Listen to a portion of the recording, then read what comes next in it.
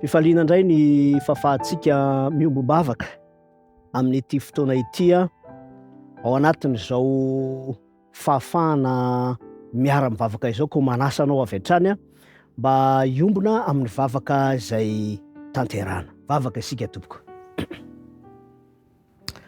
Raha ny tsara indrindra izay ny an-danitro miantso ny anaranao zahay amin'ity fotoana ity.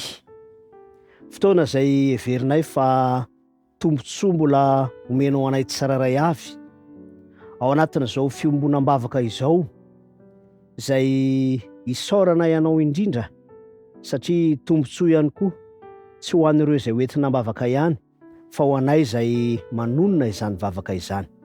Koa mangataka izay tompo famelan-keloka, fahatsapana, fiadanam-po ka raha anonona ny antom-bavaka izahay dia mba ho amin'ny fatokina fa miaino izany vavaka izany ianao.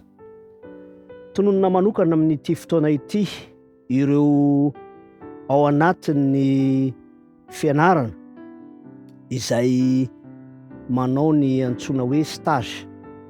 Tompo malalo, ilaina tokoa izany fa fahana mahazo ny traikefa hoentina manatsara sy manamafy ny fianarana izay atao.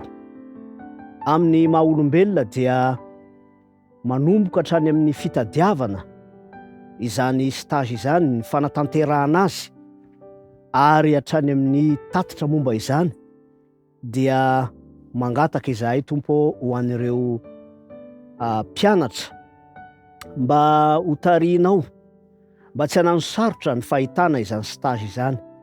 Toy izany ihany koa ny fanampiana avy aminao eo am-panatanterahana izany mba ho tratra ny tanjona ny amin'ny traikefa izay tokony ho voaray mandritra izany fotoana rehetra izany. Ny fangatahana ihany koa tompo dia mba hisy vokany tsara eo amin'ny fampiarana ihany koa ny fotoana izay ahatanteran'ireo mpianatra ireo izany stage izany.